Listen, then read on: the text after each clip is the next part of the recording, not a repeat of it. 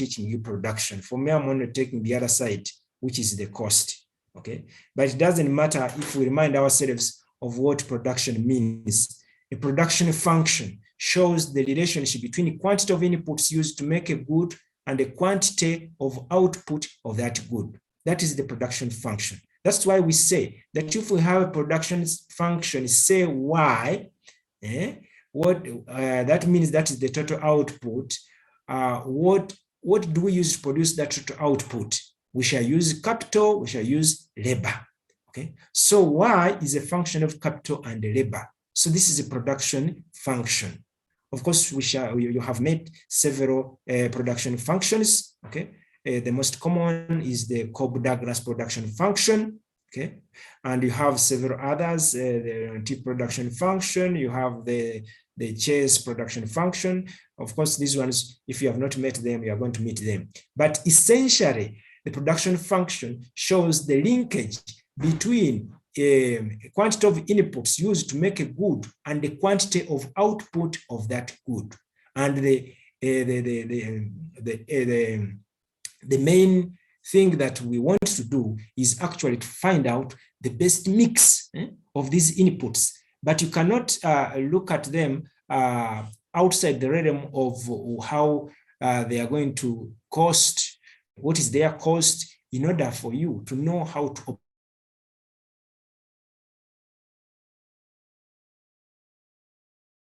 optimize, okay, product. The marginal product of an input in the production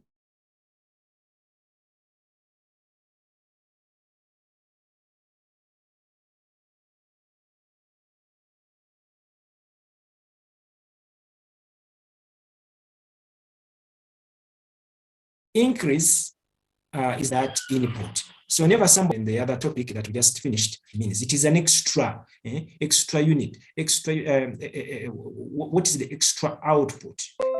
Extra output arising out of an extra unit of an input. So that is marginal product.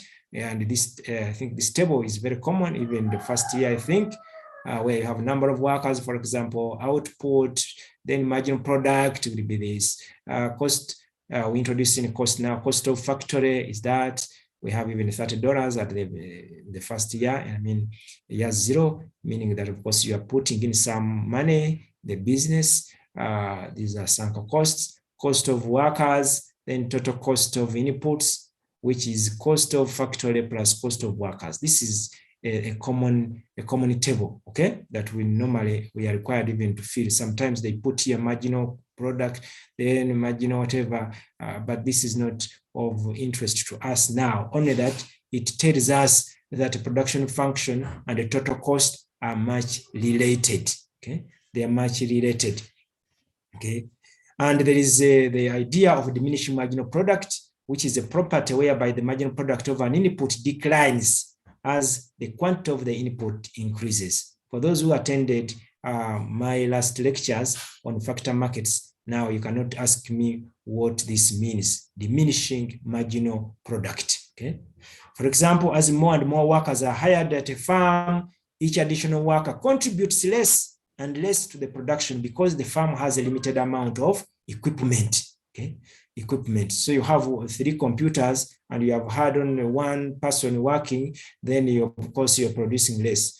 You bring another, you hire another person, then you hire 3. Of course, now you have 3 people, then maybe you're producing at maximum. And then you hire a 4th one, then you begin to actually produce even less extra, extra. So that is what we are talking about, okay? Now, we can represent this on a graph, and it will give us the production function, which looks like that. Of course, it is concave to the origin, as we will see. I think your lecturer has told you that is the production function, but we have just put the data that we have, the data as we have it from our example, and we have arrived at this production function, just to tell you how it looks like. Diminishing marginal product, you see that when actually it reaches maximum, and because as you can see, it is increasing here, increasing at an increasing rate, but time comes when it increases at a decreasing rate, okay? at a decreasing rate, meaning that actually there is diminishing marginal returns. Okay, so the slope of the production function measures the marginal product of an input, such as a worker, and so the relationship between the quantity of a farm that the quantity a farm can produce and its cost determines pricing decisions. That is the point I want to drive at. Production function, this is not mine to cover today, okay? But the linkage between production and the cost will determine, of course, the price, okay, of the product. So the total cost curve shows this relationship graphically. We go back at this, what we have here, and from this we can draw the total cost. Of course, we are just representing these values, okay, on the graph, and once we draw it, we shall have something like this, which is the total cost curve, total cost curve. And there are various measures of the cost, okay. Of course, costs can be fixed, costs can be variable costs, okay. Fixed costs are those costs that do not vary, as you know, and variable costs are those which vary over time, okay. These are variable costs. I know you have covered these in the first year, okay. Total costs, total fixed costs, total variable costs, then total costs. So these are terms that are common. So total cost will be equal to the total fixed cost plus total variable costs.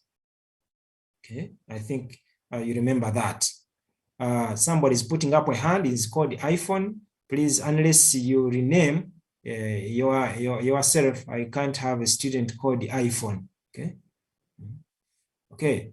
Then what you see here, after those calculations, we shall have total cost, of course, is represented here. From this example, you can see quantity of lemonade, glasses per hour, total cost. This is just an example. Then fixed cost is given here. They are fixed, so that's why you can see 3 throughout. Variable costs, they keep on changing. Average fixed cost, okay, and then average variable cost, average total cost. Then you have marginal cost, okay. I said, Mr. iPhone, I can't have a student called the iPhone, okay, unless you change your name. Average cost. What are average costs? Average cost can be determined by dividing the farm's cost by the quantity of output it produces. So that is the average cost. So the average cost is the cost of each typical unit of the product. So we look at the total cost. We divide through by we divide through by the output, and then we have Vladimir. Yes, Vladimir.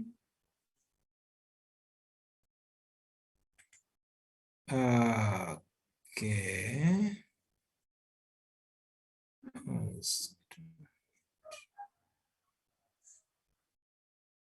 Vladimir, you can, okay.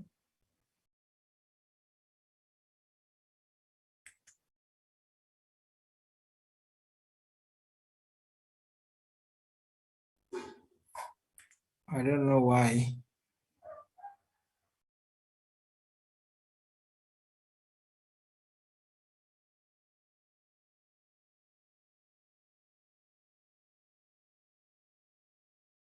Vladimir, can you hear me?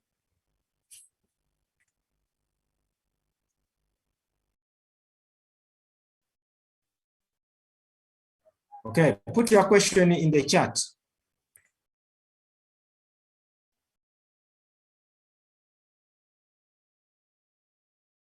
Yes, this is Nathan saying,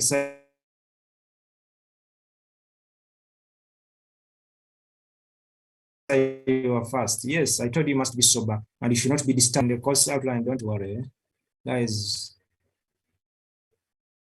Okay. Okay, so I can't hear anything. So please, can you put your question in the chat? Okay. Sorry. So we are talking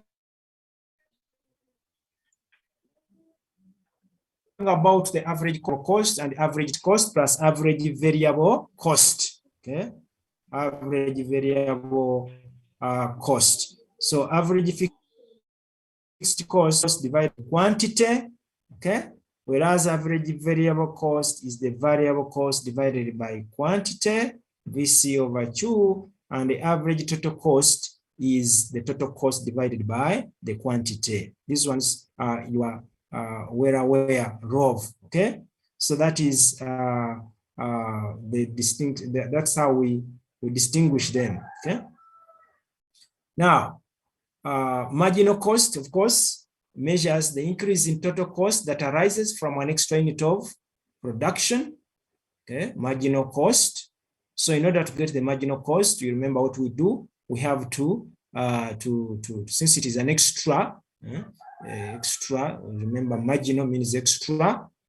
We have to differentiate to take the to differentiate.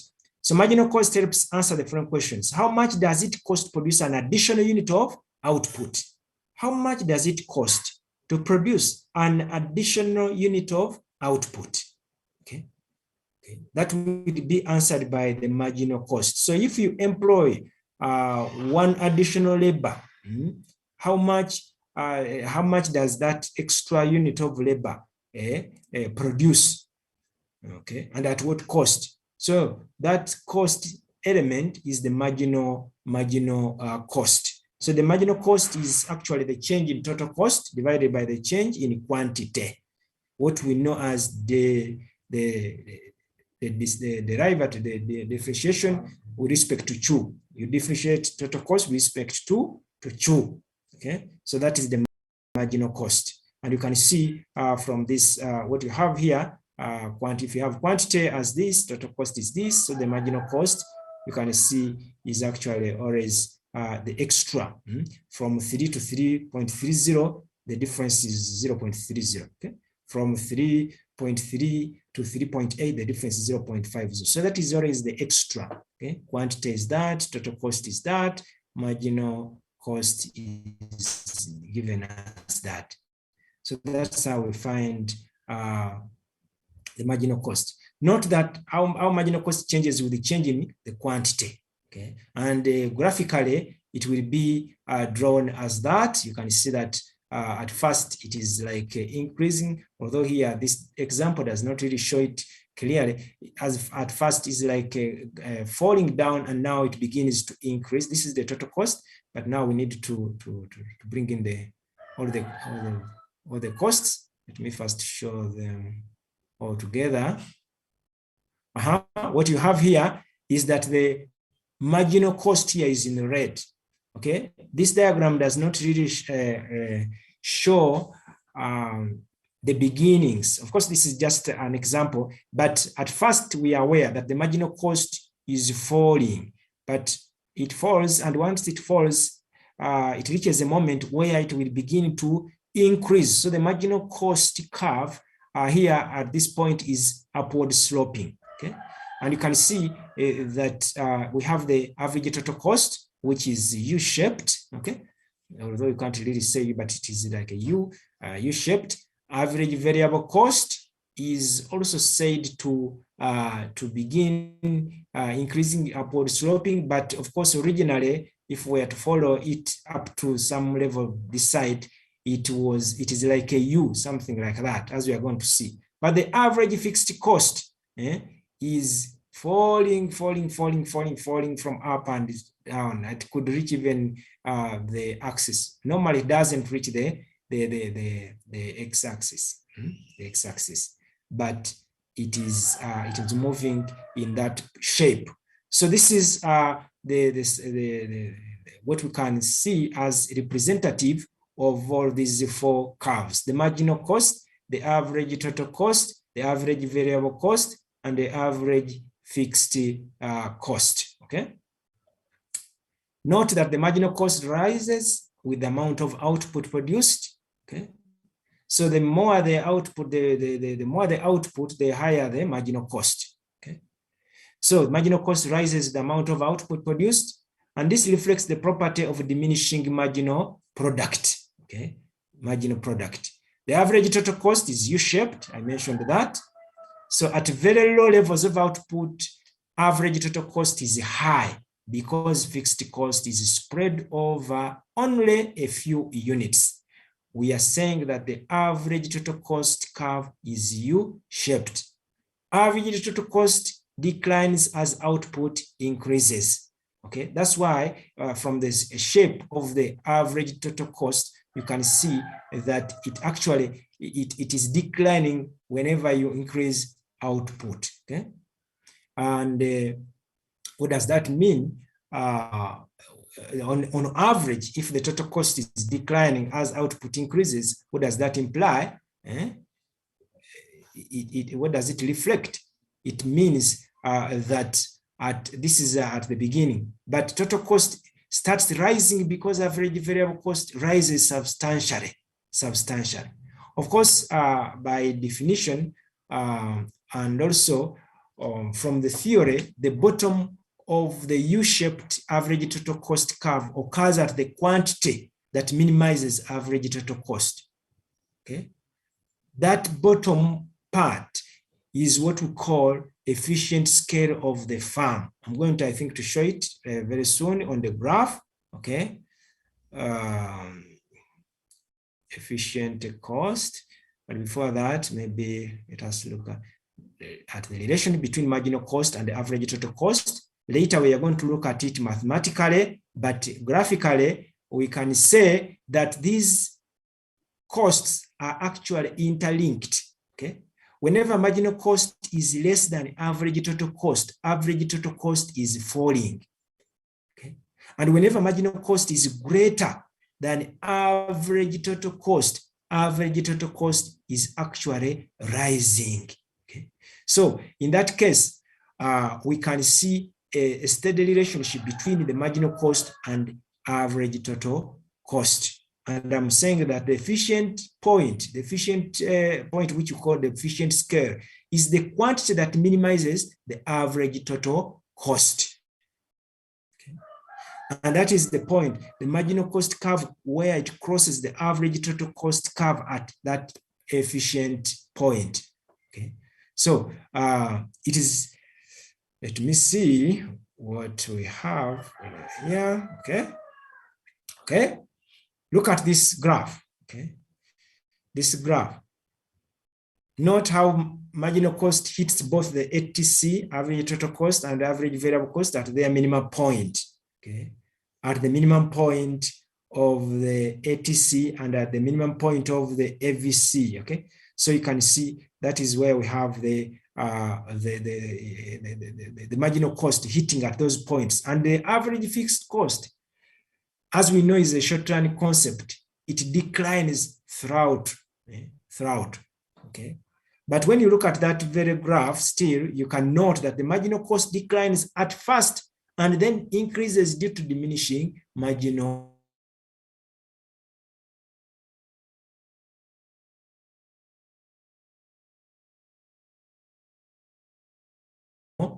product. So this guide shows that actually the marginal cost at first and then begins to take on the upward sloping nature of the curve. And you can see that it is actually somehow U-shaped. Also, AVC is U-shaped, ATC is U-shaped, except the AFC, average fixed cost curve. Okay, so the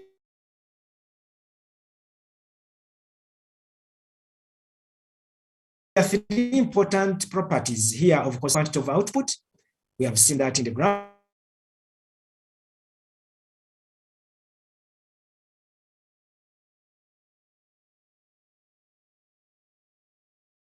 The average total cost curve is U-shaped. This is the average total cost curve at the minimum of the average. These three properties are here well demonstrated. Okay, here well demonstrated. You can see that the average variable cost is below the average total cost.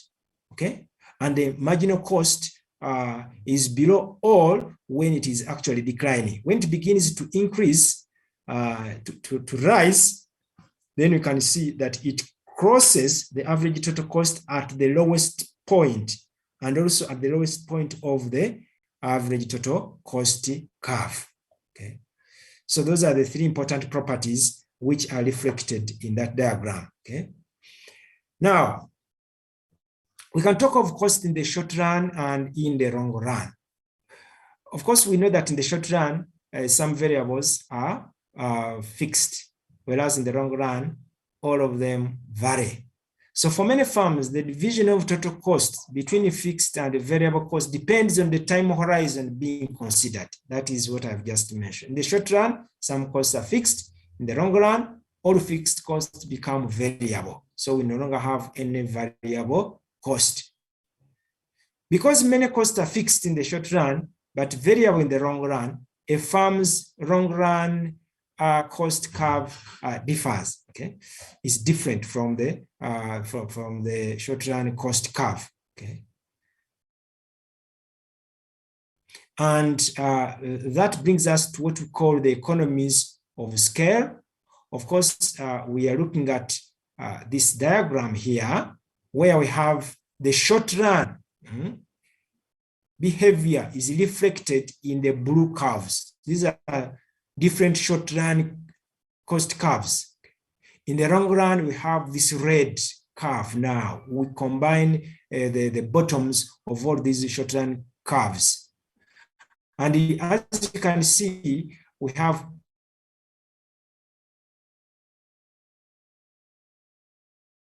the blue here is the average total, then average total cost in the short run with medium factor, average total cost in the short run with large factory. In the long run, you can see that actually the company the factor is growing. So in the long run,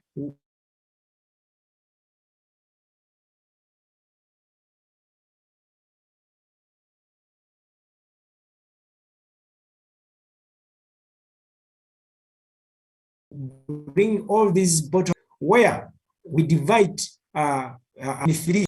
Okay, then constant returns to scale, and then these economies of scale. Economies of scale, constant returns to scale, and these economies of scale. What do we mean by all these? Here they are. Economies of scale refer to the property whereby long-run average total cost falls as the quantity of output increases. So in the long run, costs fall as the quantity of output increases, because you still have the chance to even employ more units of labor and you increase output. When it comes to this economies of scale, this is the opposite. Long run average total cost rises as the quantity of output increases. Okay. Whereas in the middle of that diagram, where we have constant returns to scale, this is a property whereby long run average total cost stays the same as the quantity of output increases. So this is what is reflected in this this curve, in this diagram here. Okay, in this diagram. Okay, so that is what we have: average total cost in the short run, average total cost in the medium, in the short run still, but for the medium factory, and then the average total cost for the large factory. And in the end, we have one long run cost curve, okay, which is divided into these three. Okay, so basically, these are this is how we look at the different types of cost curves. Okay, but we are going to see because this is more of the first year, but now we should add some extra something for us in the second year, and we are going to see some kind of mathematical representation, not very difficult, but of course, which can tell us, which can guide us on how to appreciate more the theory of costs. I said I wanted to go through these slides very fast, and I have not been attending actually to your hands, because I'm sure some of the things we have already covered them in the first year, and therefore, but we needed to revisit them in order to appreciate Let me see. Somebody is saying, more light on economies of scale and diseconomies of scale. I think I have explained that. Somebody was asking, Ronnie King, give more light on the economies and the diseconomies of scale. I think I have tried to do that, maybe just by telling you that actually economies of scale, that is whereby long run average could fall as quantity of output increases. Okay, in the long run, remember we're talking about the long run. This is a long run curve. Okay, so economies of scale. We know that farms in the long run would enjoy economies of scale because of different reasons, which you learned even in high school. For example, they have already well-established infrastructure. Okay, so they no longer actually have those costs, which can be a characteristic of new entrants in the business. But of course, there is also an experience of these economies of scale.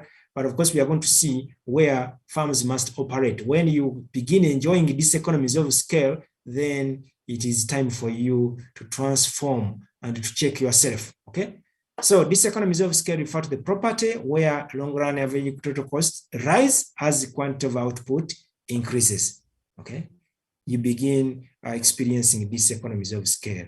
It doesn't necessarily mean that you are not getting profits, but of course you must look at it carefully, cautiously. Constant returns to scale refers to property whereby long-run average total cost stays the same as the quantity of output increases. And of course, many farms, when they are here at constant returns to scale, here I think this is the best. Of course, as the factory becomes very huge, very big, it could as well also experience these economies of scale. Okay, these economies of scale. So these are the basics that I wanted you to look at.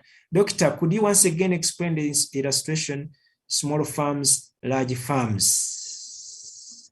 Small farms, large farms. I'm talking about a small factory and a medium factory.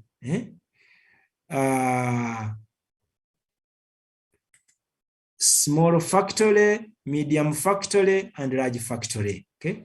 So in the long run, a small factory, you can see this is what we have here is the average total cost for a small factory. Okay, maybe a small factory employing only 5 people and it has about 2 machines and so on. This is a small factory.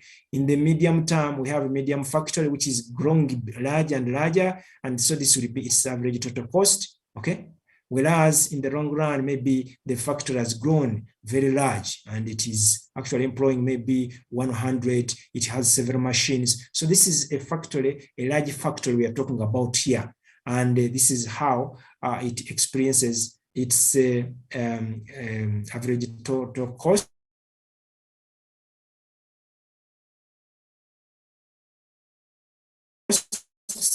How it looks like. And of course, in the long run, okay,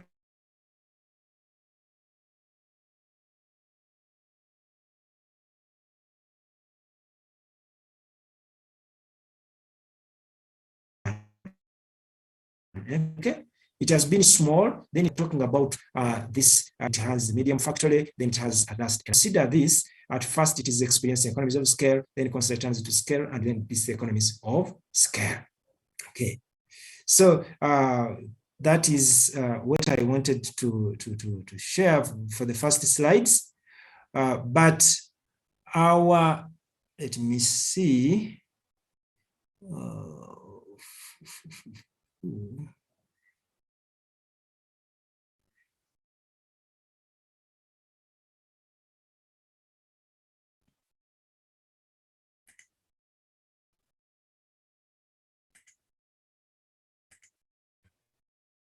Yes, still these are slides, but which still have to, let me see this one, which shows you, these slides will show you what we have covered.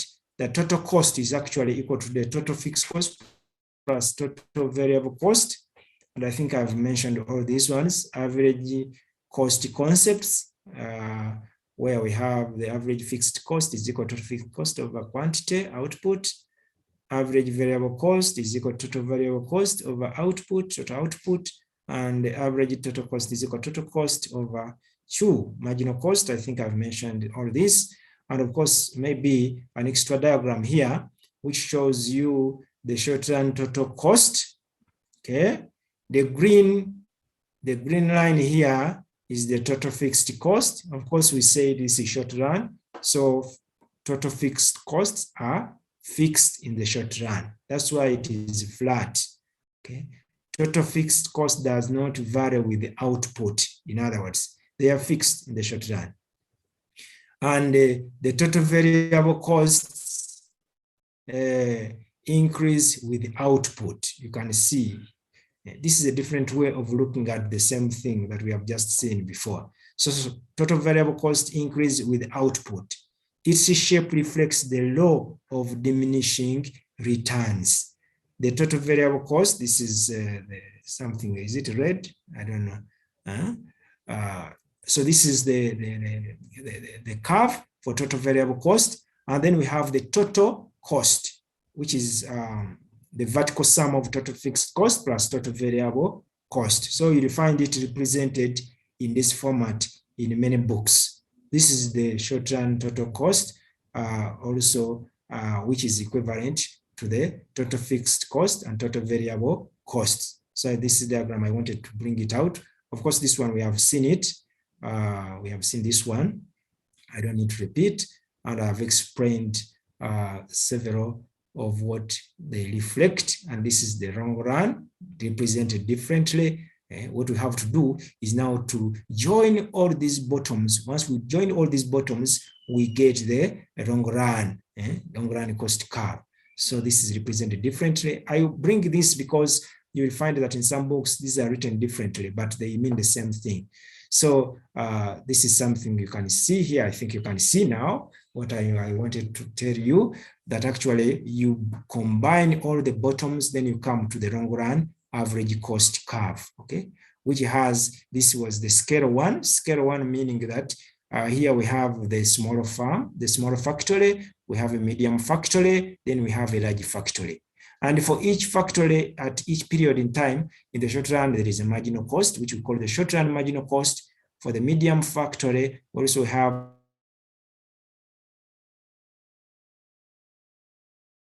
a short-run marginal cost, which you can call short-run marginal cost. The large factory has also the short-run marginal cost. So this is scale 3. This is just a mere representation of what I just mentioned. These terms also, these terms have been also explained here. Of course, I don't need to repeat because we have a lot to cover. Then we have what we call at this point here in blue, maybe something that you need to note, okay, which I didn't mention. This is where we have constant runs to scale, okay. We have the minimum efficient scale. So the minimum efficient scale, what do we mean by minimum efficient scale, okay? How big does the farm have to be in order to produce the product as cheaply as possible? So we call the scale of operations at which the long-run average cost curve reaches its minimum level of the cost, the minimum efficient scale. So you can see that this is where at the blue part of the curve, this is where we have the minimum efficient scale. What do we mean by that? That is the point, okay, at which the farm produces output, okay, and the long run average cost curve reaches its minimum level of the cost. So farms operating at a smaller scale could lower their per unit cost by increasing their scale, of course, that is understandable. If a farm is operating at a smaller scale, then it means that you have to lower your per unit cost if you have to increase your scale, okay? So you have just begun, you have just left Makerere University and you start, okay? So what should you do? You're operating at a smaller scale. How could you grow bigger, okay? you have to find a way to lower your per unit cost. And by doing that, you're increasing the scale. Farms operating at a suboptimal scale will be at a competitive disadvantage relative to farms that have attained the minimum efficient scale. So any farm that operates at a suboptimal means that it is below the minimum efficient scale. So you will be at a disadvantage. So these are terms which are clear, which have been, in addition to what I said, which you need to take a note of. But what I want to share with you are the notes that you have, okay, such that you don't get lost when you're reading the notes. And of course, I try to write these notes in a very simple, much simple way for everyone to understand, okay, to understand, okay. And don't expect me to read these notes, but I will only look at what I think you may not understand when you are alone, okay.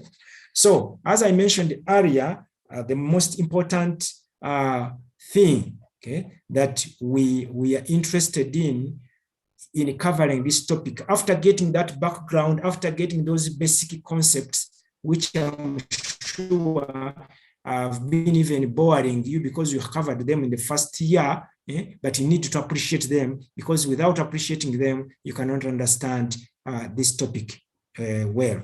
So we have, of course, these are the concepts that I have looked at. Maybe I didn't mention what sunk costs are, okay?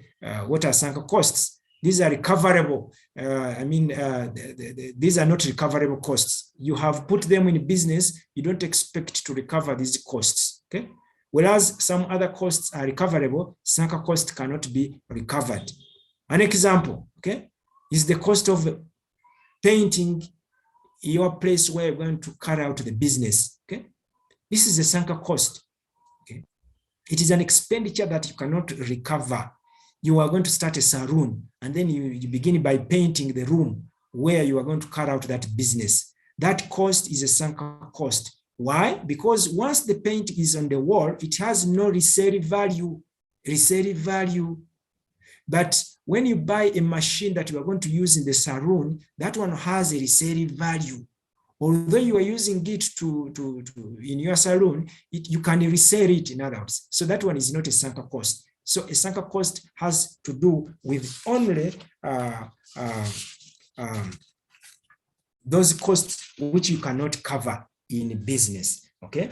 So don't get lost when somebody talks of a sunk cost. I've looked at the accounting cost. I don't need to repeat that, only that we have details about these costs, accounting cost and economic costs, just to give you more understanding of what those are. I talked about depreciation. Of course, when we talk about depreciation, something loses value. A machine loses value, okay?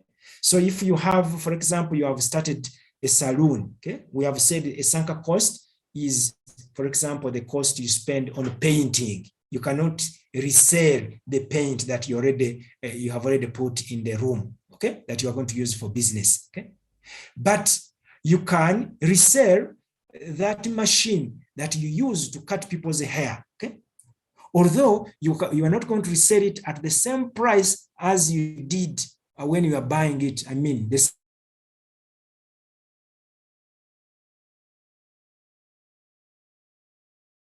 same price, the same is that machine has depreciated in value. When you talk about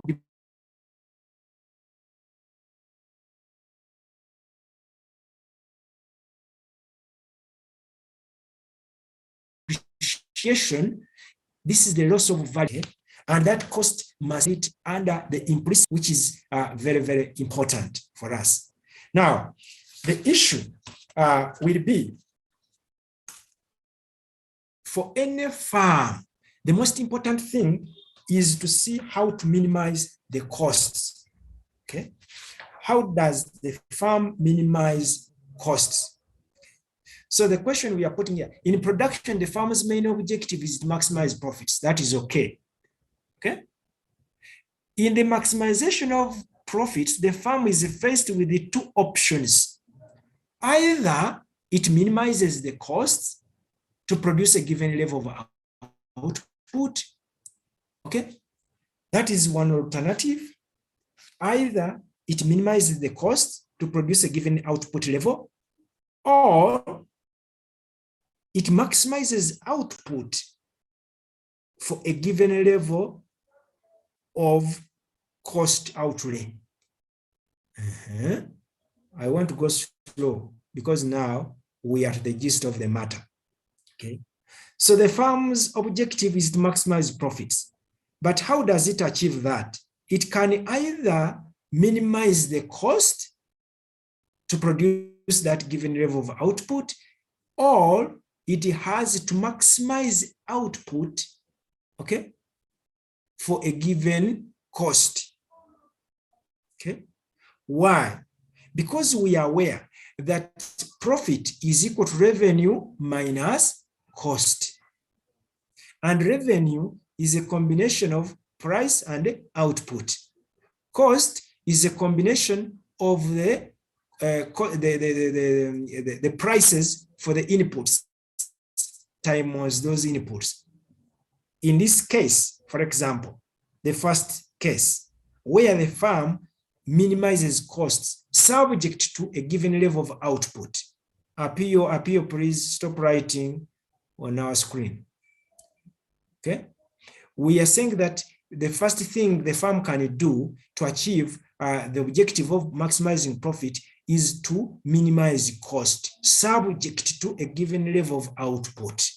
Okay, so this is what we mean, minimize cost, which cost is a combination of the cost you spend, of course, buying capital and labor. We are going to look at these two inputs, capital and labor. Okay, so the cost will be R, of course, is the price for capital, interest rate, and W is the price for labor. These are wages, subject to a given output level, which output level, of course, is normally given as Q is equal to F as a function of K and R. But now you can see that now we have brought this F as a function of K and L on the other side, on this side, so that the other side remains the zero. It is the same thing. Okay, R is the rental price of capital, W is the price of labor. You may do that and you will achieve the maximum profits. But on the other hand, you can as well maximize the output. Now you go the other way around. Maximize output for a given level of cost, budget, or total outlay. Okay. So the objective of the firm here is to get the maximum possible output from the total cost of production. And you can see that here we are trying to maximize output subject to the cost. The cost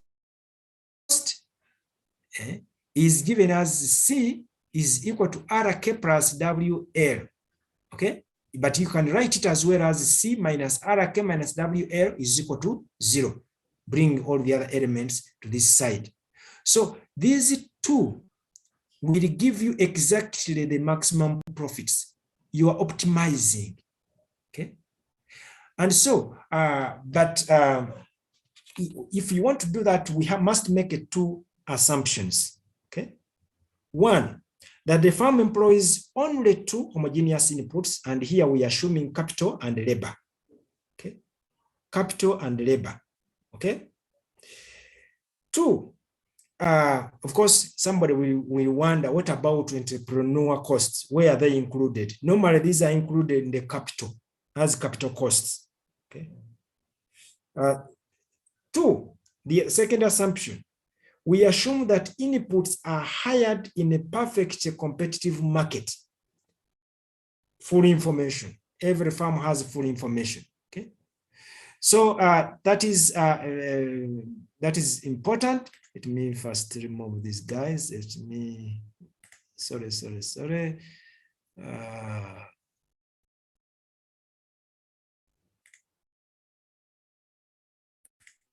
Okay, that's where we are.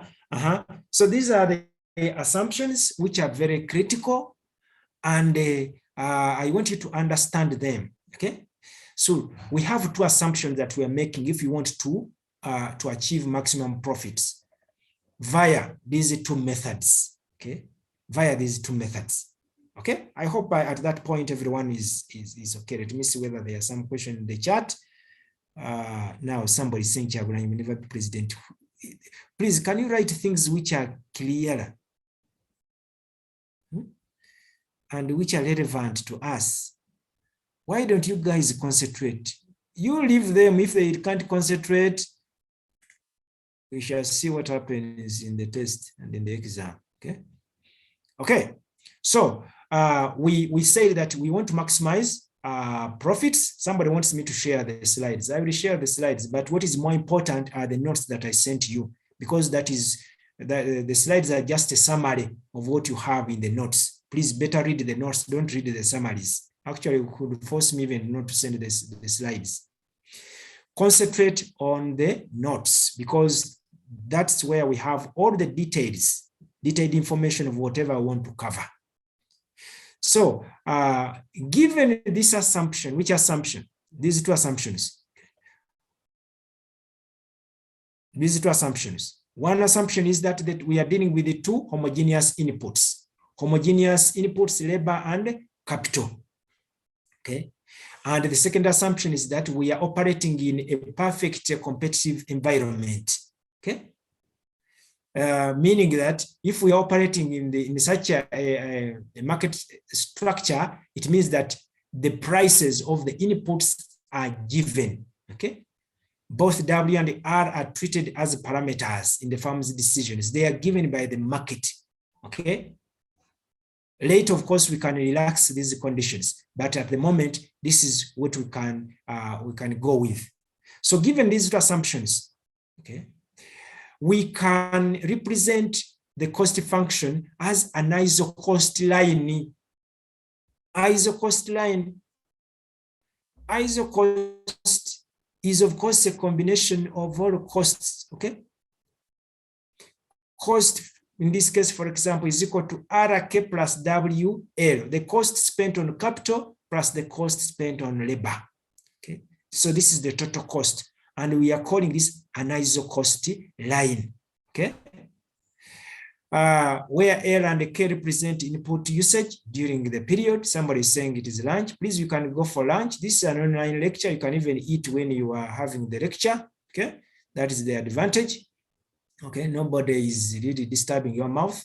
Okay, so an isocost line is a locus of points of two-factor combinations that exhaust the producer's budget.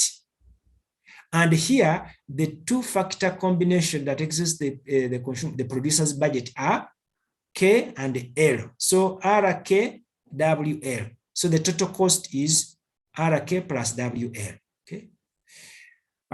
From this isocost, we can derive, okay, the K. We can make a K the subject. In other words, we can derive the original, the so-called isocost line. Once we go to the graph, we shall see that actually by making K the subject of the formula, we are actually having the explicit isocost line. When you make a K the subject of this cost formula, we shall have C over R minus W over R into L. Everyone knows how to make this variable the subject of the formula. And when you look at this isocost line given as K is equal to C over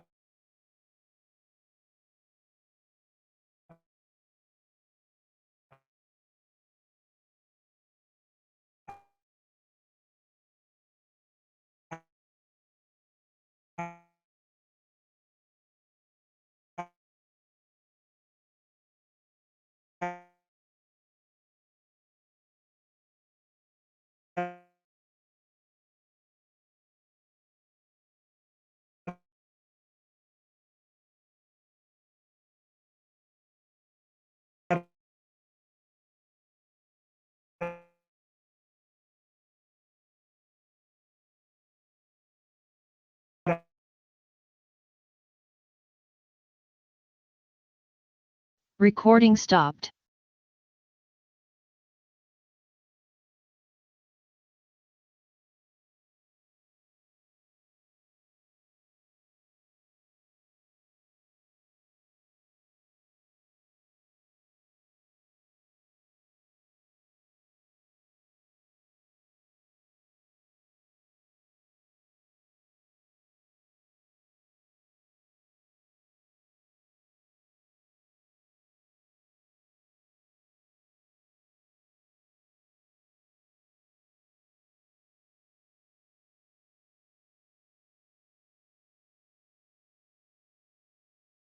Recording in progress. I'm sorry, somebody was calling using my phone, which I use at the same time for internet. And that's why you could see that you went off. Let me share once again.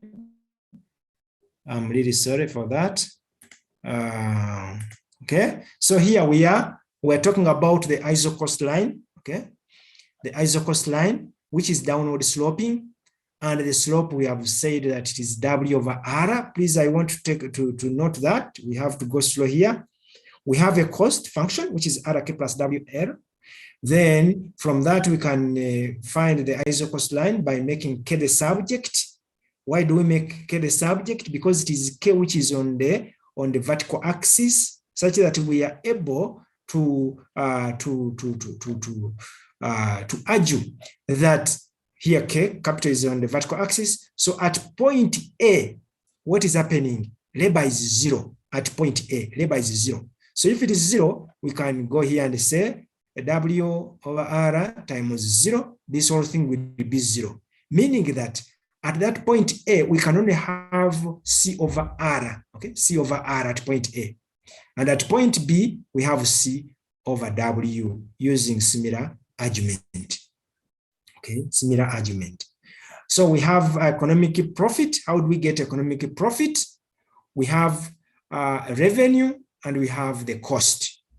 Okay, the profit is equal to total revenue minus total cost. But we know that revenue is equal to P times Q, price times the quantity. So it means that we shall have a profit given as P times the quantity. Don't forget that F as a function of K and L is the quantity, okay? Is the output, okay? So minus total cost, which total cost is WL plus RK. So we have this as our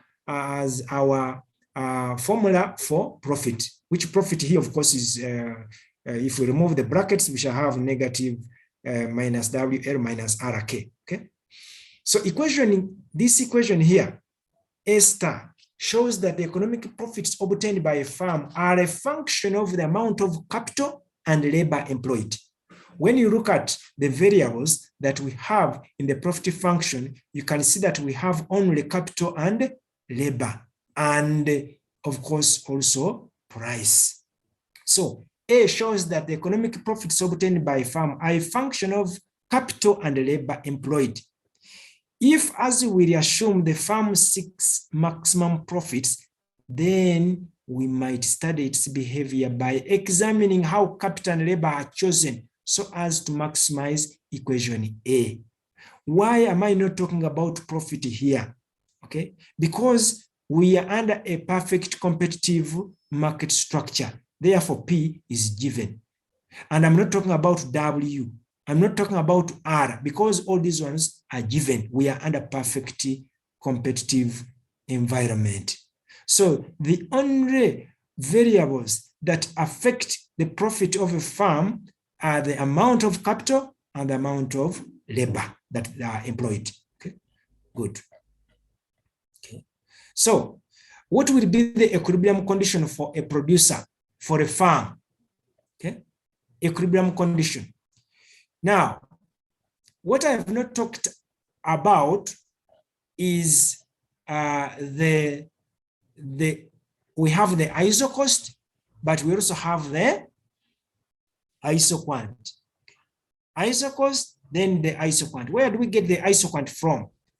The ISO quant shows the, I think we saw it last time, even in the last slides of the last lectures, that when we talk about an ISO quant, we're talking about that curve, where at any point along that curve, the firm will actually produce the same amount using the same different mixtures of capital and labor.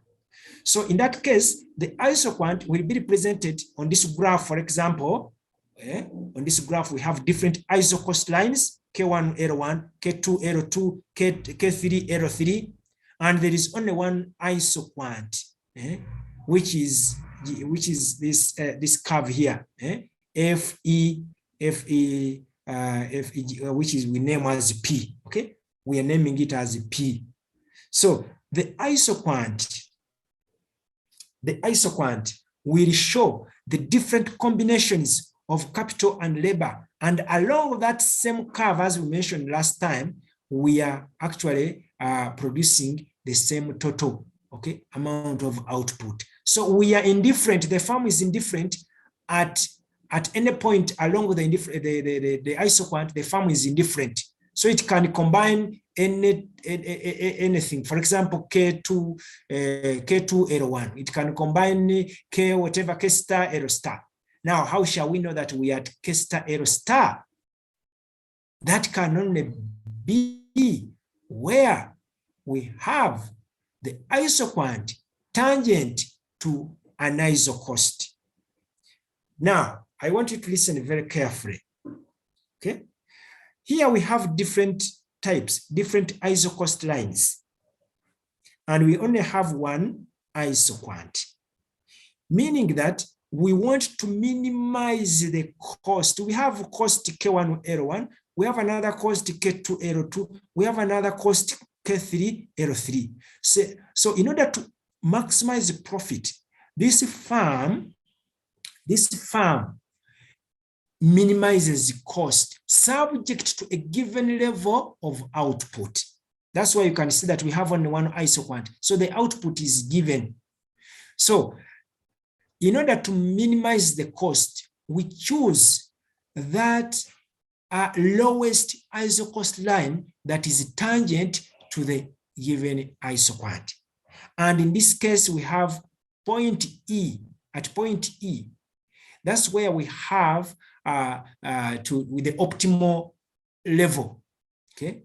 The optimal level, and the optimal level will be using B for capital and using A amounts of labor.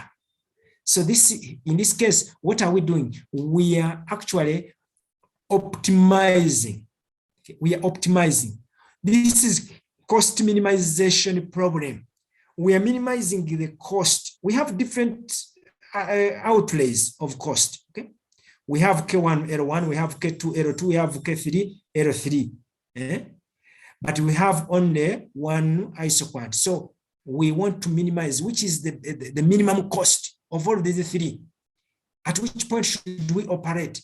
So we go and pick only that point which is tangent to the isoquant, the given isoquant, given output level.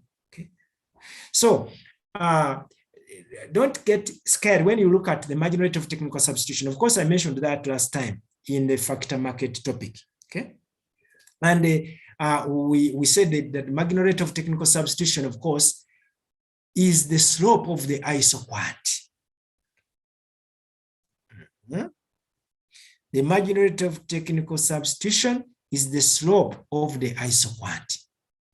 And at that slope, the slope of the isoquant, at point E, the slope of this isoquant is also equal to the slope of the isocost line. You can see that they are tangent. So the slope of the isoquant, which is the marginal rate of technical substitution, which is the same thing as the ratio of prices, which is also the same thing as the ratio of the marginal products, marginal product of labor over the marginal product of capital. At that point, those marginal products are equal. I mean, we have that ratio, which is the same as the ratio of the prices. At that point, the optimal point, where the isoquant is tangent to the lowest isocost line, at that point E, okay, the firm is maximizing profits. At that point, the firm is maximizing profits. Okay. So let us go back here. We are saying that the input choices that will minimize cost will be determined at a point where the isoquant is tangent to the isocost line. At this equilibrium point, the isoquant must be convex to the origin. The isoquant here, our isoquant P, is convex to the origin. Convex to the origin. And convexity means that, as we shall go on to define what convexity means, it means that at that point, okay, where the isoquant is convex to the origin, okay, it means that its slope, the slope of the isoquant is equal to the slope of the isocost line. Okay, so quick cost minimization according to this graph means that given the output isoquant, say Q naught, denoted as P, the price of output, we wish to find the least cost point on the isoquant. Lines showing equal cost are parallel straight lines with slopes W over R. For every isocost line here, the slope is W over R, but negative W over R. I think we mentioned that already, why it is negative. 3 lines of equal total cost are shown in that figure, of course, okay, where we have K1 L1, K2 L2, K3 L3, but where K1 L1 is less than K2 L2 is less than K3 L3. Okay, so our interest is to find that point E. Okay, that point E. Okay, so what will be the cost minimizing principle that we have to follow? Okay, we have, what should we pick here at this point in time? That in order to find the E, the cost minimizing levels of output at point E, in order to find that, we need to know that at that point, the slopes are the same. The slope of the isoquant is equal to the slope of the isocost line. What is the slope of the isocost? It is W over R. And what is the slope of the isoquant? It is the ratio of the marginal products, MPL over MPK, of the ratio of the prices of labor, which is the same thing as somebody is writing on our, I don't know, this one. Let me first stop sharing and then go back. Somebody is disturbing us, but I don't know who that one is. Is tired and hungry. Okay, so when we look at this diagram, our emphasis will be how do we find the cost minimizing levels of output. In other words, how much labor should the farm employ and how much capital should the farm employ in order to minimize the cost so that it can maximize the profits. Okay, don't forget what we said. There are 2 ways on how a farm can maximize profits. Either it minimizes costs, something that we are doing here, subject to given level of output. That's why you can see that the isoquant here is 1. Okay, or it can maximize output subject to given cost. And we are saying, let us begin with the cost minimization. Key cost minimization problem, where we minimize cost subject to given level of output. So this will be very, very important at a later stage if we want to know those values. Now, before we enter into those gymnastics, okay, we need to appreciate that there are 2 things. There is what we call short-run cost minimization problem and long-run cost minimization. Of course, the idea is the same as we said earlier.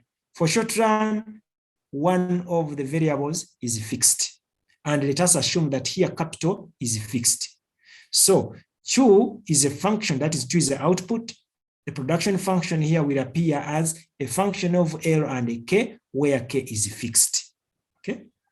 And so when you look at this diagram where K is fixed, you can see K is fixed, it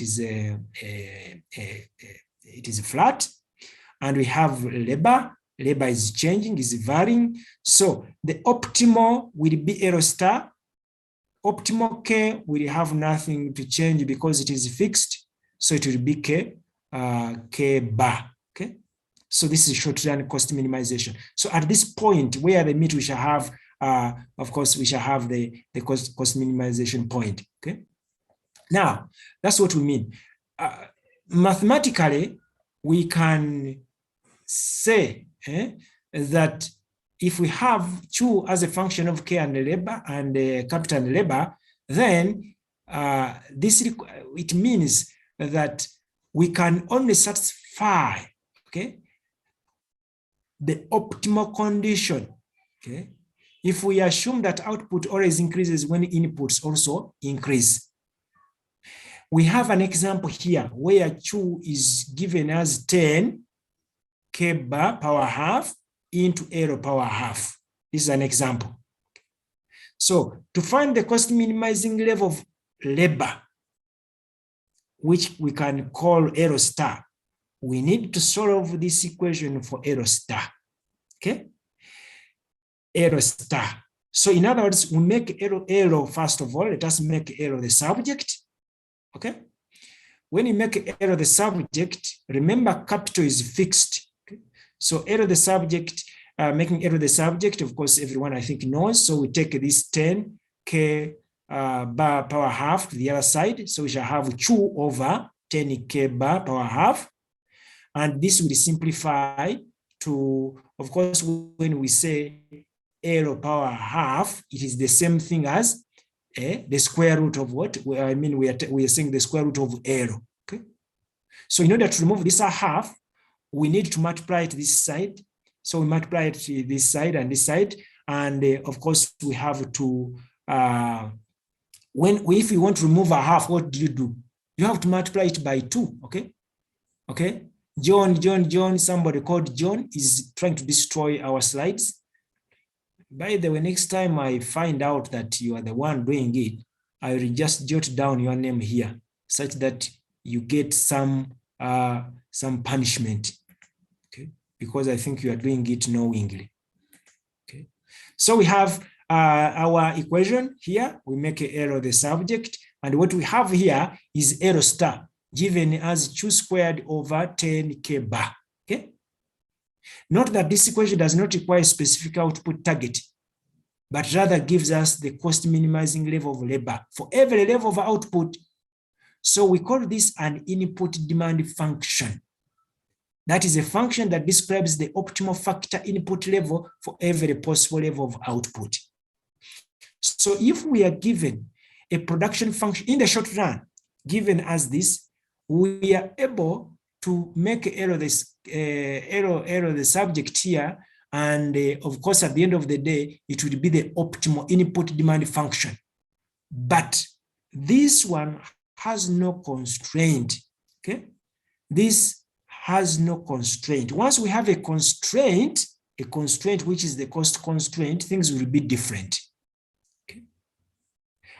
But once we don't have a constraint, what you do, and you are told, for example, consider this Cobb-Douglas production function and find the cost minimizing level, I mean the of production, then what you have to do is simply to make that the subject L or the subject such that this is the input demand function that you come up with, and it tells you that this is what you require to employ in terms of labor, okay, in order to minimize your cost. Okay. Now, when it comes to the long run, this would be what we have. L and K are varying factors. So labor and capital, both of them vary. So what does that mean? It means that our total cost function here, which will be a function of the output that you produce, is given as W times L plus L times K. That is given. Now we know that. Okay? W times L into R times K. So that will be now our total cost. Our clear. I can see you see whenever you change something here, you put something on our screen, it comes with your name. Okay. Elizabeth, you have a question, but put it in the chat. Somebody is saying, sir, please share your screen. I think I have it. You can't see the screen? Please share your screen. Oh. But I'm sharing it. Okay. I'm sharing it. I hope everyone sees. Can you type in the chat 1 if you can see the screen? Type 1 if you see the screen. Yes, good. Okay. That's enough. Thank you. Okay. So we have this cost function, which is we are now in the long run. Every variable is changing. Okay.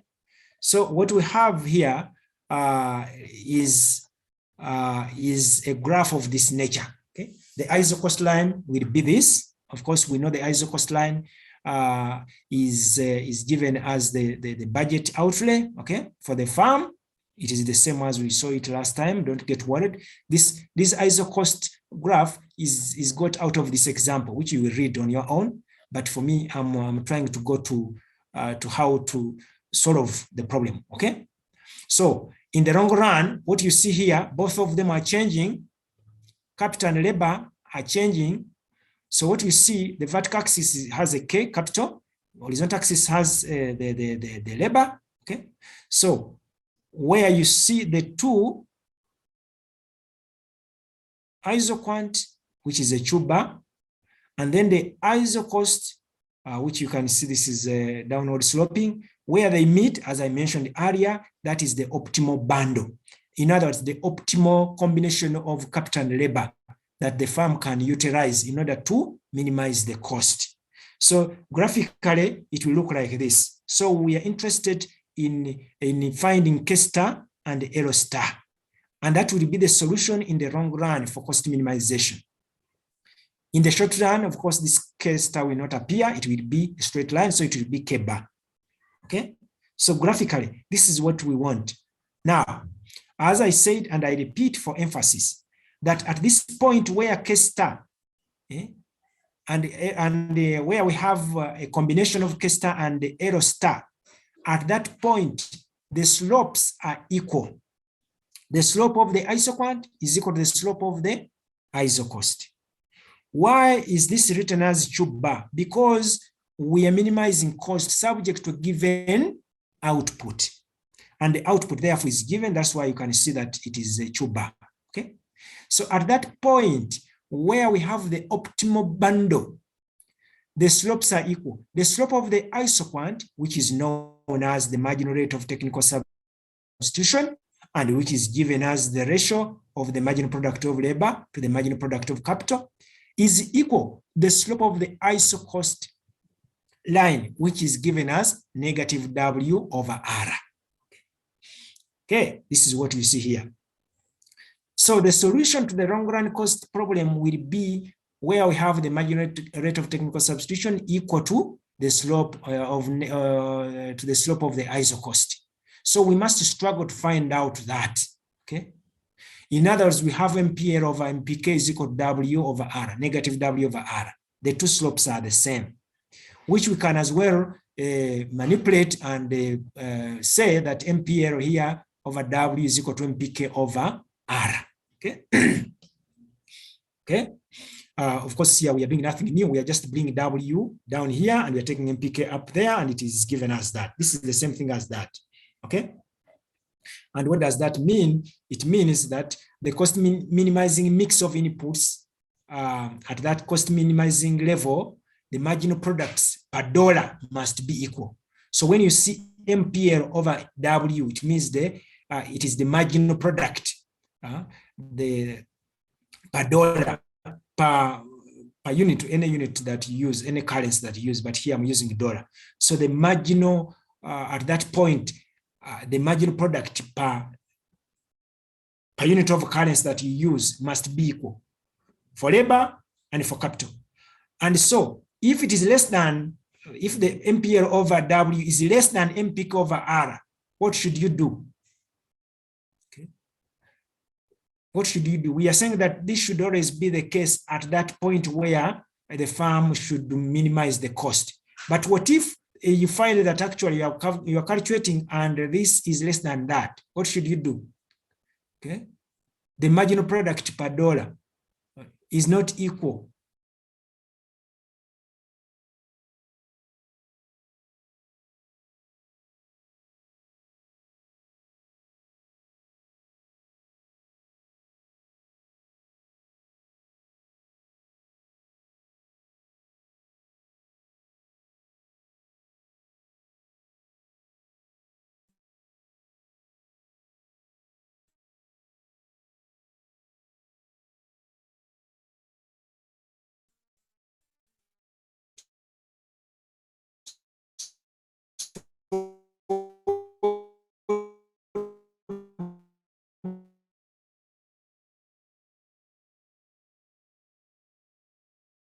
Recording stopped.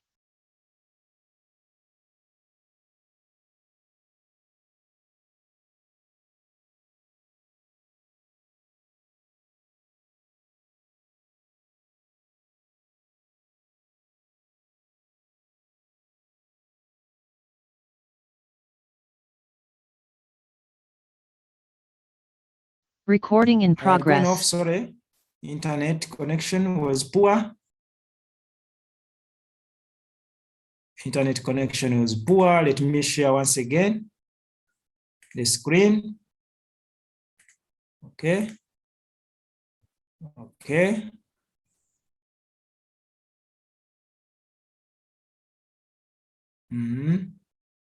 So I was asking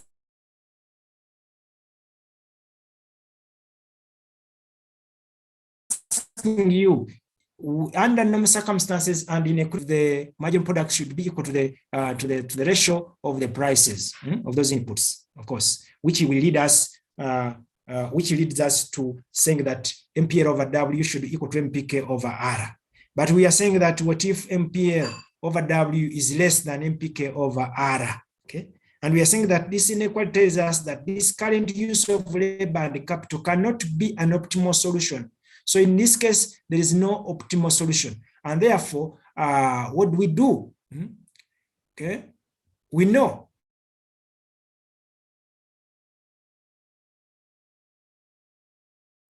from the inequality that if increase capital and lower MPK, of course,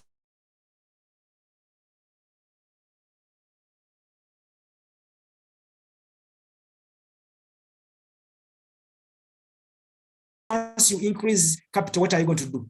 Are you increasing it? You are reducing it. Okay.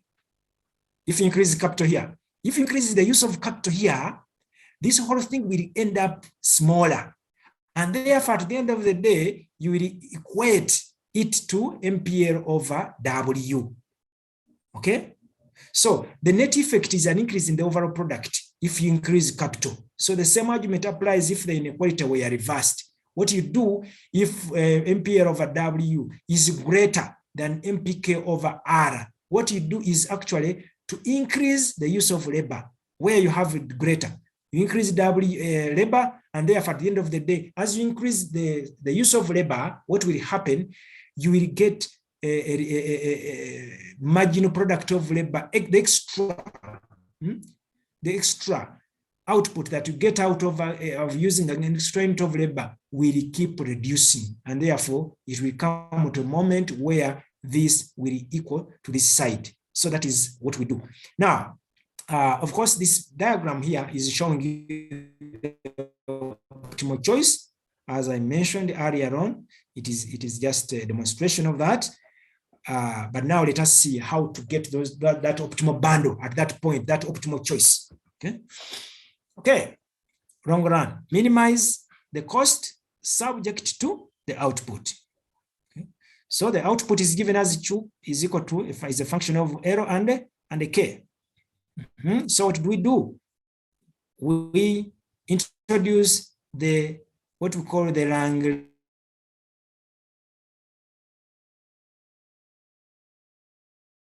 Lagrangian function mathematically, okay? Or about that term, Lagrangian, okay?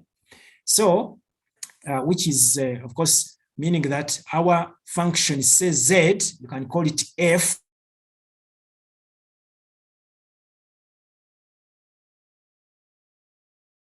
Now I'm calling it F here with this Lagrangian multiplier, okay? Since we're introducing a Lagrangian function. This whole thing will be a Lagrangian function because it has a multiplier from Lagrangian, okay? So Lagrangian multiplier is included as a variable here. And this is given as WL plus RK. You start with what you want to minimize. You minimize the cost subject to the output.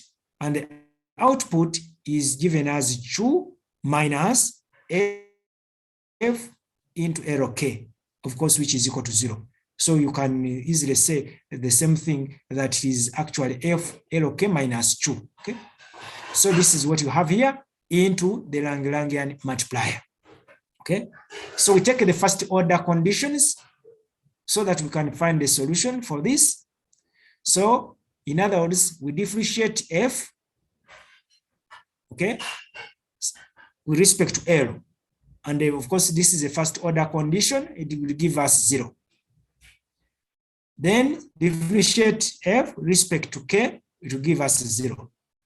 Then we differentiate F with respect to this this multiplier because it is part of the function. Then it will give us a 0. Of course, those guys who are doing mathematical economics, you are at an advantage because these things you cover them. But also, I think those ones who did introduction to math in the first year, you are not going to get lost here. Okay. So how do we differentiate F with respect to L, So we shall get here. We go to equation 3 here. Equation 3, where we have L. Only that's where we are concerned with. So we have here L, WL. RK has no L, so we shall not get concerned about that. It is not a problem. So in this case, we shall have W, the coefficient. Okay. Once we differentiate with respect to L, here we have W.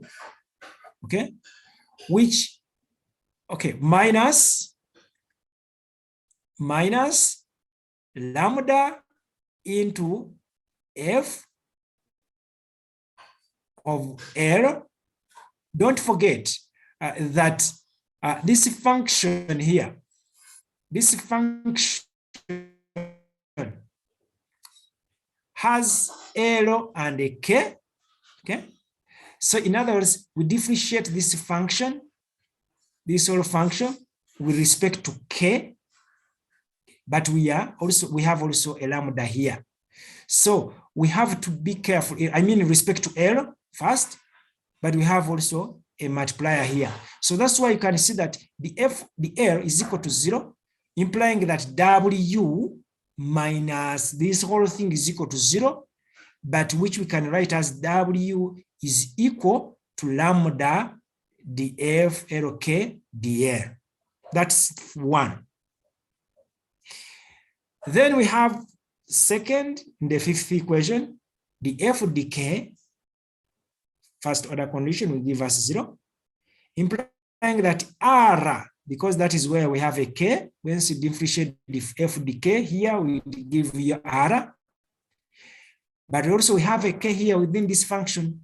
So still we differentiate the F, okay, the F, which F is a function of L and the K, dk. But don't forget the lambda here. So we have R is given as the lambda into the F, the LK or dk. Okay. And the last one, the F d lambda. The F d lambda is equal to 0, being first order conditions. And will give us what? The F d lambda.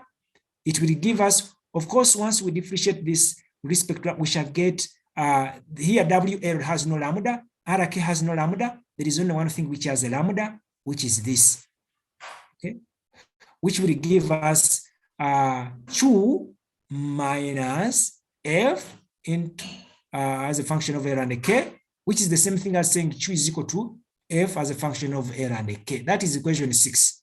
Okay, but I'm sure in production they are teaching you also how to come up with the optimal bundles, okay? But in our case, we are dealing with the cost minimization bundles, okay? But we are using the same methodology. Here we are using the Lagrangian multiplier methodology, okay? So you can see we use this equation for, of course, what I didn't mention is that in equation 4, the FLK dL is the same thing as FL. You can call it FL. The FLK dk is the same thing as FK. So you can replace those ones. There is no problem. They are the same things. Okay? That's why when it comes here from equation 4, you can see that 4 has W is equal to lambda FL.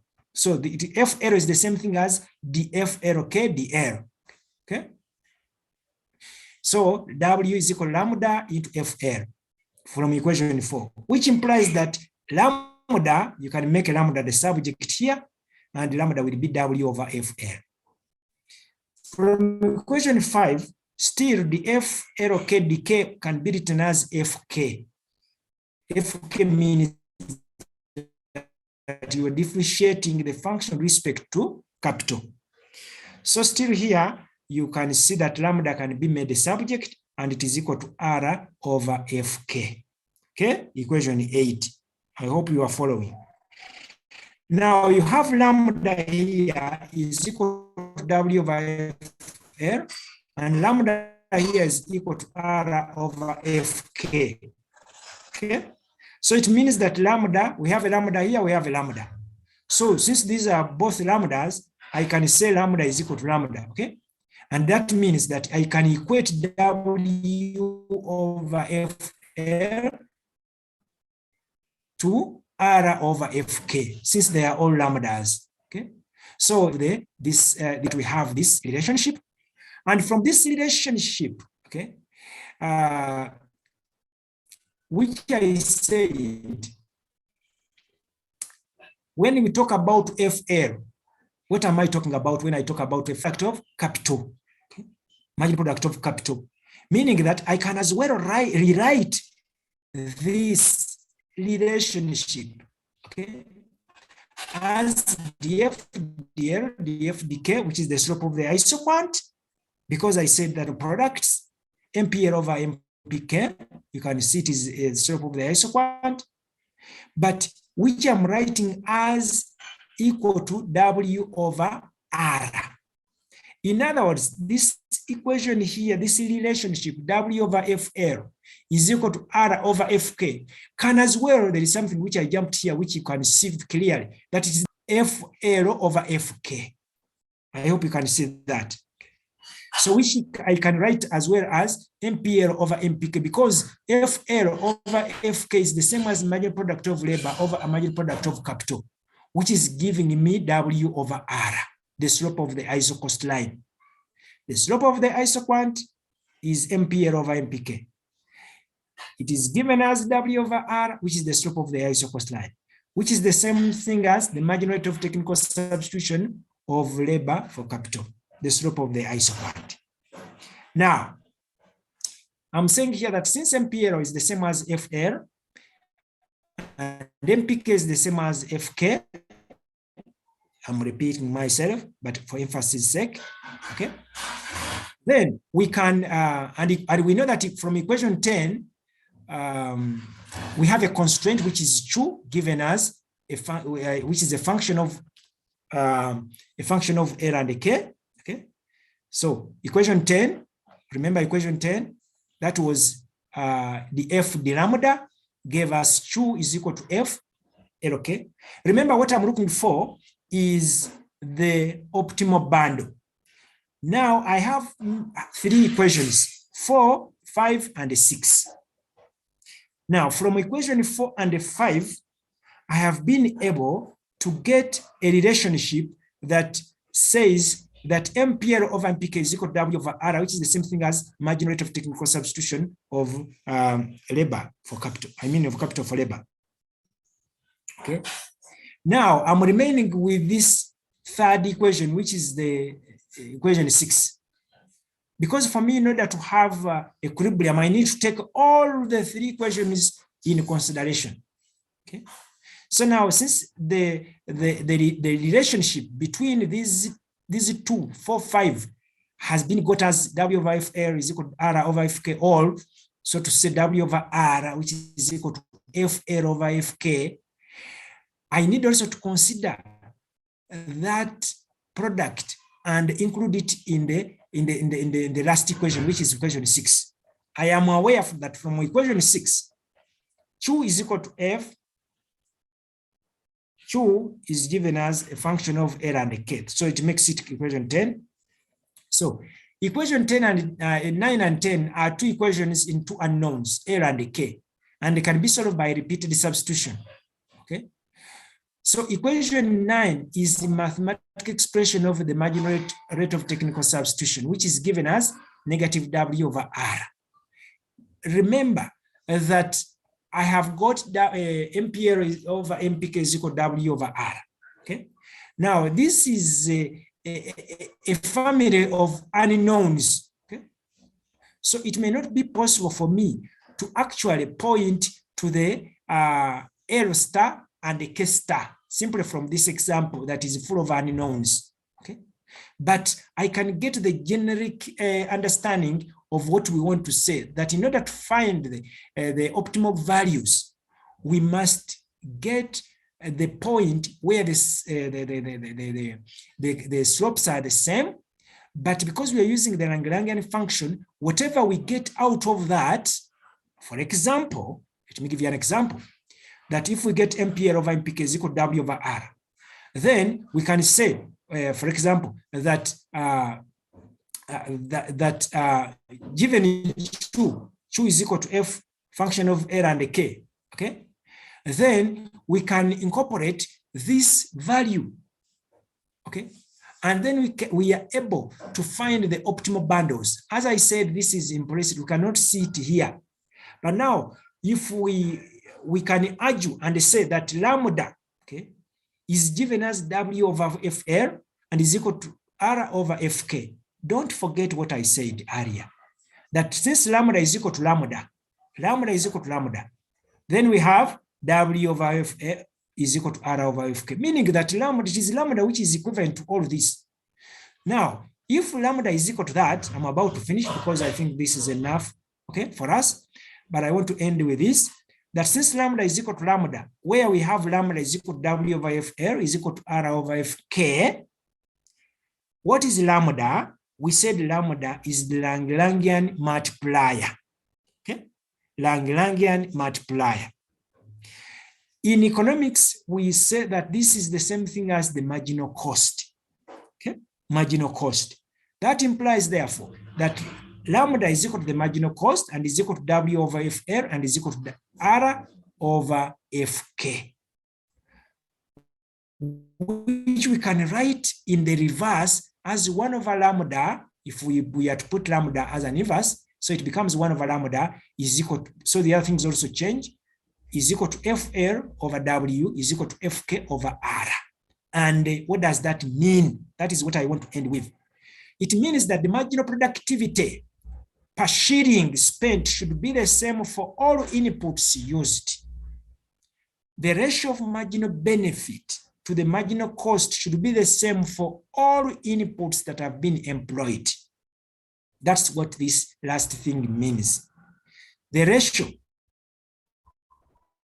of the marginal benefit should be equal to the marginal cost, okay?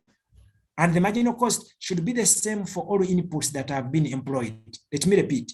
The ratio of marginal benefit to the marginal cost should be the same for all the inputs that have been employed by the firm. So that's why, that's what this link relationship means, okay? So that equation 12, which we have as lambda is equal to W over FL and is equal to R over FK, okay? Reports an extra cost of obtaining an extra unit of output, because we have said that the lambda here is the marginal cost. So this is an extra cost to the firm for employing an extra unit of labor and an extra unit of capital, okay? So that's what it means. So here the Lagrangian multiplier shows how much an extra cost would be incurred by increasing the output constraint slightly. So that is the meaning of the Lagrangian multiplier. I think that's enough for today. You have enough to think about. You have the notes. Please go through them such that when we meet next time, we can do an example. We can now use the actual example, okay, to appreciate more what we have just said, okay? So let me see some of the questions that you have here. Miss Taylor gives out slides.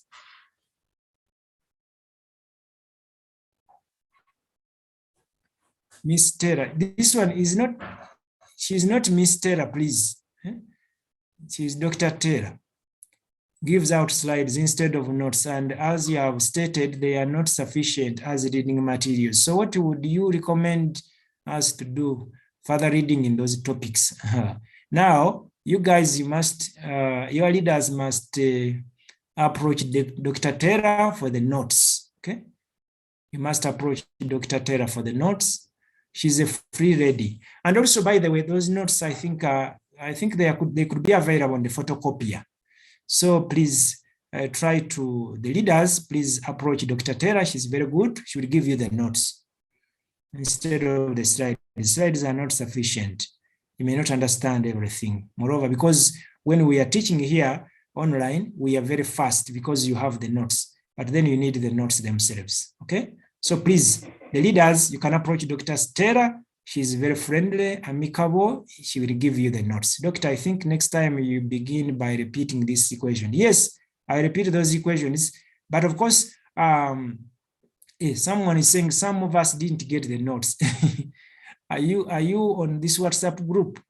If you didn't get the notes, please approach your leaders. They have the notes. I sent them, was it today or yesterday? Okay. We will follow again, but we'll explain. Thank you, sir. Go and have lunch, sir. Hey, somebody is sending me to have lunch. When is the next lecture? Thanks, sir, but okay, somebody is wondering when is the next lecture. The next lecture is actually tomorrow. Okay. The next lecture is tomorrow. Still same time, 12 to 2. Okay. So that has been answered. Thanks, sir. But what of those who have missed, please organize for them a lecture. No, I didn't tell them to miss unless they have given me a genuine reason. But no one has given me a genuine reason. What are we covering in the next lecture? We are continuing with the same. Okay. We want to apply what we have seen, cost minimization. So we are going to look at that tomorrow. I don't know who the notes are shared. I don't understand this one, Bridget. Please approach your leader. We are requesting for physical lectures. The physical lectures will be there. I think the online lectures will end on the 12th. But of course, there is one good news, is that if we meet, you are free to ask anything that you would not have understood, okay? So please don't get worried so much. But I'm very sure that once you go through these notes, which are in very simple English, you'll be able to follow because I presented every step. That's the reason I'm very fast here, okay? So don't get worried. Spot for us what you will say. Who is? Let me spot for you. Read all the notes. So I have spotted. Thank you for this lecture, Doctor. Welcome. You don't want to buy. You don't want to buy what? Notes? So you approach your lecturer. Physical lecture, please. Yes, I can do nothing, not even the example. I have not, you have got nothing. So of course that happens. Namukasa nazifa. I can do nothing, not even the example. Don't worry, we are going to do the example together next time, tomorrow. Be more attentive when we are doing the example. And of course, I'm telling you, access the notes. Don't simply say, I have not understood. You cannot understand everything here. You have the notes, please read them. And I can only deal with those people who have read the notes and then they ask me for what they have not understood. Don't just come for the lecture, you have not read the notes and you tell me you have not understood. Read the notes first, okay? Then we shall have a conversation. Yeah, she said we go to FEMA photocopiers for notes. Okay, that's good. You have advised. Physical lectures are better. Of course, they are better. I agree with you. So please share the recording. Yes. I have one problem. Whenever I want to share with you the recordings, I think my IT knowledge is very limited. Okay. It cannot go. It cannot be sent because I think the files are too big. I don't know. But I will still continue to share with you. I don't want you to fail. I want everybody to pass, please. Mike didn't understand anything. Yes, James, my guy, you didn't understand. You were not exposed to understanding anything. So please, next time, get disposed to understanding. Okay, thank you, sir. Doctor, which topics did you begin with? I began with the factor markets. That is the topic we covered. please get the notes. They are already sent on your WhatsApp group. Inquire from your leaders. Coconut head is a coconut head. You are not empty. Only focus. Get focused. The leaders take their own time.